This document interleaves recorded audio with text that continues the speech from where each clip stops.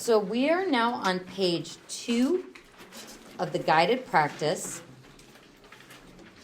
And this is where we're going to put together what we did yesterday and what we just started today. So there are 3 different ways that we can factor. We always start by checking for a GCF. Then, if our A value is 1, we can do normal factoring, as I call it, or monic factoring. And if your A value is anything other than 1 or greater than 1, then we use the X method. Now, we do have that difference of squares shortcut that comes up.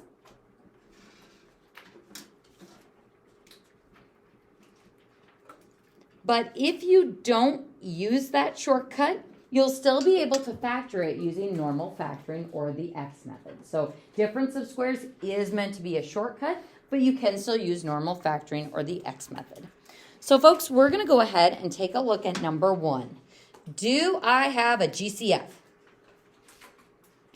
Is there something we can divide out of everybody? We can take that 2 out. So before you groan and say, we're going to have to use the X method on this one, we actually can take out that 2 from every single term. So if I divide 2x squared by 2, we're left with x squared. If I divide negative 22x by 2, we're left with negative 11x. If I divide 48 by 2, boom, 24.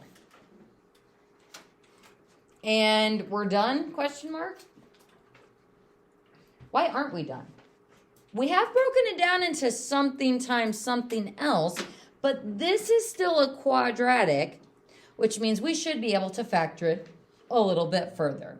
So now that I have factored out that GCF, do I have to use the X method on this one? Nope. I can do normal factoring just like I did yesterday. Now, if you don't like picking the difference between these two, you actually can use the X method on the A equals 1 problems as well. So if you really wanted to, you could say, all right, x squared minus 11x plus 24. You could say my factors of x squared, 1x and 1x, factors of 24, 8 and 3. This gives me 3x. This gives me 8x. And I'd need them both to be negative to give me that sum of negative 11x. Change the signs of those. This gives me a positive 24. So x minus 8 and x minus 3. So if you'd rather always use the X method, you can. It's just with normal factoring, it's a little bit easier to say, I'm looking for a product of 24 and a sum of negative 11. So my 2 numbers would be negative 3 and negative 8. So x minus 3 and x minus 8. Don't forget And the 2. Gots to have that 2 as part of the factorization.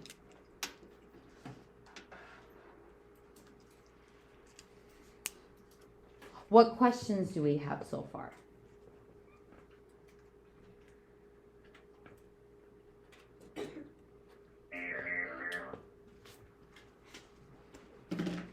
Somebody else has a question. Power speaking.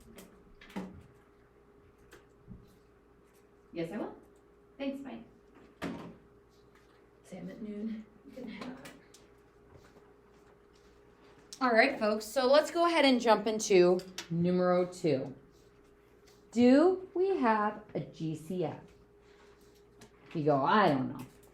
Our smallest number is 9. Can I divide everybody by 9? No, I can divide 45 by 9. Ooh, but not by 12. What about smaller factors of 9? Can I divide everybody by 3?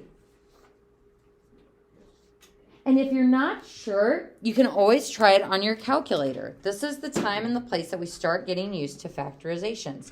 So I can divide 12 by 3. I can divide 45 by 3 as well. So folks, if you're not sure, that's what your calculator's for, is to check yourself. So folks, why don't you go ahead and grab a calculator if you don't have one out already. So our GCF is 3. And this is nice because if we had jumped straight to using the x method, we're going to be dealing with bigger numbers that have more factors.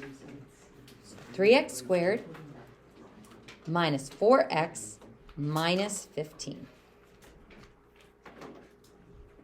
So now, because we have a coefficient in front of that squared term, we're going to have to use the x method. So product of the first term, product of the last term, sum of the middle term. Folks, I want to see what you can do in 20 seconds.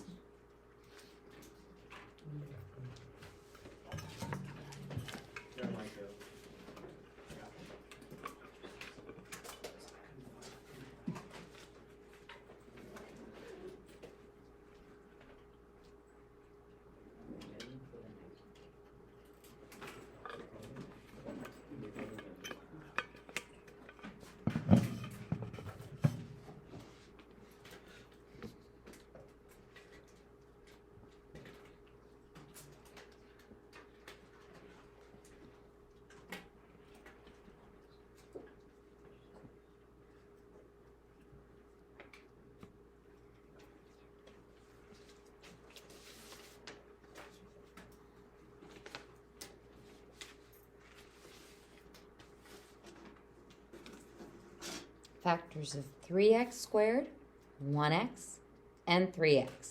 Only one pair of factors will work for that. Now 15, I could have one, but that looks like it's going to be giving me too big of like cross product numbers, if that makes sense. So I'm going to start with 3 and 5. And remember, yes, it's negative 15, but we don't worry about that sign until the very last step. So we choose factors of just 15, and we multiply on the x. 1x times 5, 5x. 3x times 3 is 9x.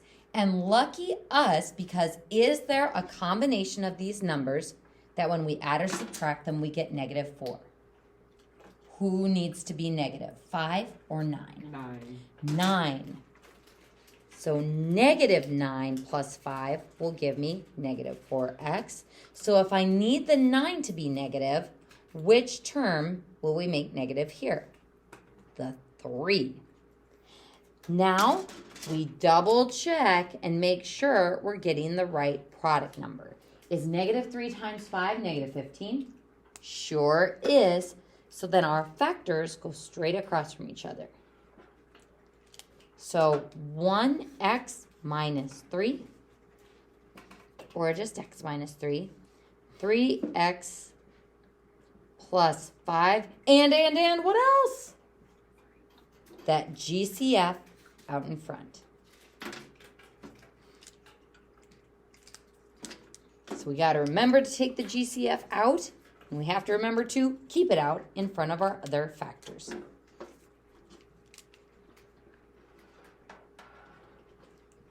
If you don't like doing the x method, some students will do this.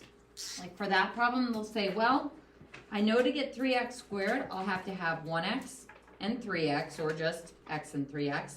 And then they start focusing on the c value and think about what the FOILing would look like. If you want to guess and check, that's all good with me. I'm not going to require that you showed this specific work.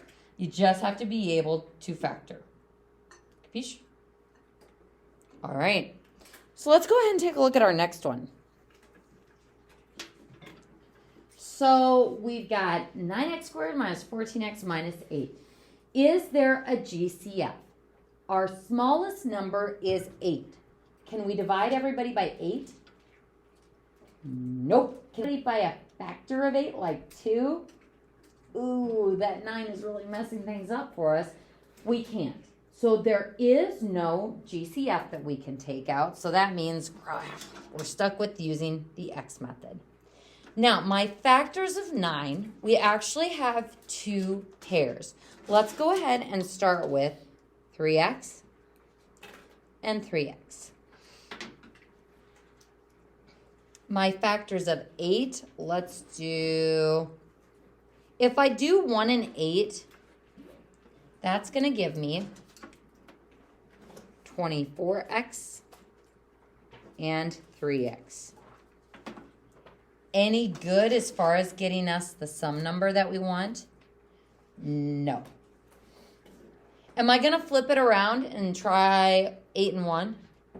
Nope. That's going to give us the same thing because I got 3 and 3 there. So let's try 2 and 4. That gives me 12x and 6x. Any combination of those positive or negative, that will give me negative 14. That's a no too. See you, Sam.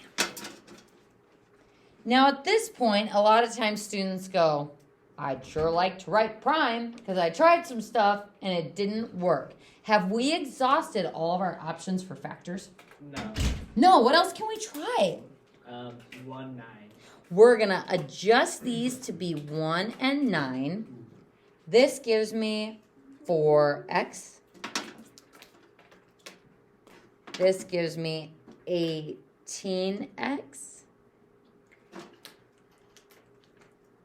And what should we do to get that sum that we want? Make the 18 negative, which would involve making the 2 negative, so that 9x times negative 2 will give me negative 18. Final step before we write the factors, make sure we're actually getting that product number. Is negative 2 times 4 negative 8? Yes. So that means we have solved the puzzle and we're ready to write those factors. The x gets paired with the negative 2 and the 9x gets paired with the 4. Yuck. So folks, the reason why I wanted to go over that problem with you is to show you that you should not write prime until you are sure you have tried everything.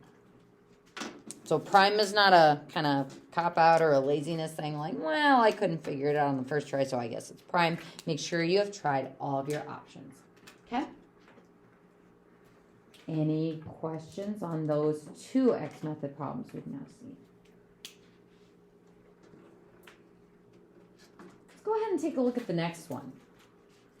Do I have a GCF? No. No. Is this in standard form? It is, but it's missing something. So if we want, we can think of it like this since it's missing the B term.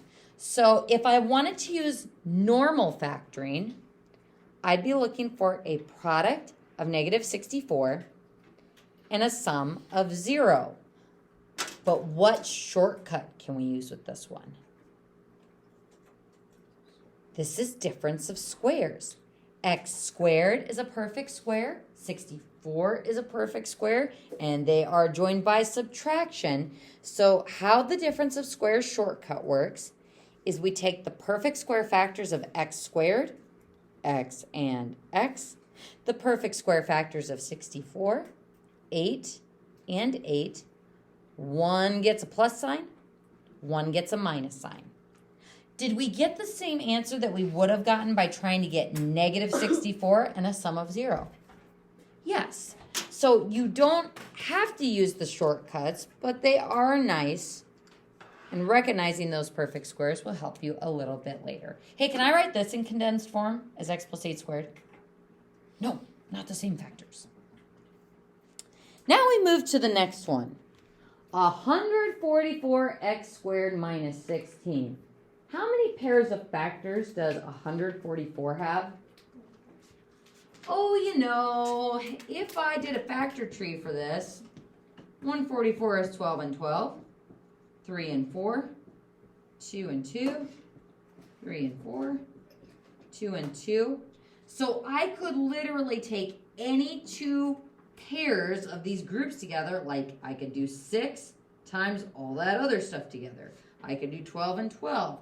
We could do 2 and all the other stuff multiplied together. There are a bunch of different ways you could combo that up to get a product of 144. Or you can try to seeing if 144 equals 16. Try dividing 144.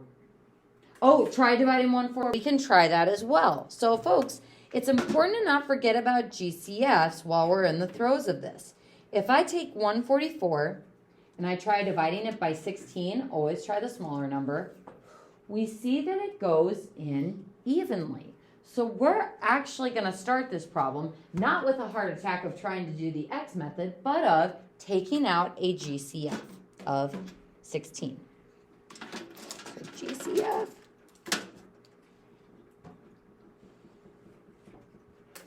So we take out a 16 from both of those. And let's see, 144 divided by 16 is 9. If you're like, I wouldn't have thought to do that, Mrs. Cairo, that's why the calculators are there to help you, to see if things go evenly into those numbers so that you can get smaller numbers here. So we have 16, that looks really awful, I'm going to rewrite that, 16 and 9x squared minus 1. Now from here, we still have an a value. We still have that 9 there, which means we'd have to use the x method, which for this problem, doing normal factoring wasn't that much more work than doing difference of squares. But on this problem, it's way easier to identify 9x squared and 1 as difference of squares, and it will save you the work of doing the x method. So I bring down the 16. What are my perfect square factors of 9x squared? 3x and 3x. What are my perfect square factors of 1? 1 and 1. 1 gets a plus, 1 gets a minus. So folks, there are multiple ways of doing these problems. However, the final factored form should always be the same. So this is why always start by trying to find a GCF. And if you can use a shortcut, it will save you a little bit of time. So folks, here's what I would like you to do. I'm going to turn you loose on the next, let's just start with the next.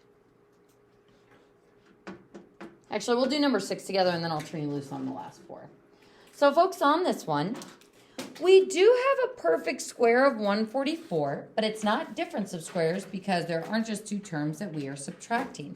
But having that 144 just pushes me to try the perfect square factors of 12 and 12. Will those give me the product of 144 and the sum of 24 that we want? Sure will. So x plus 12 times x plus 12. And we're going to go ahead and write that in that condensed form of x plus 12 squared. Now, I am going to turn you loose on the next 4 problems.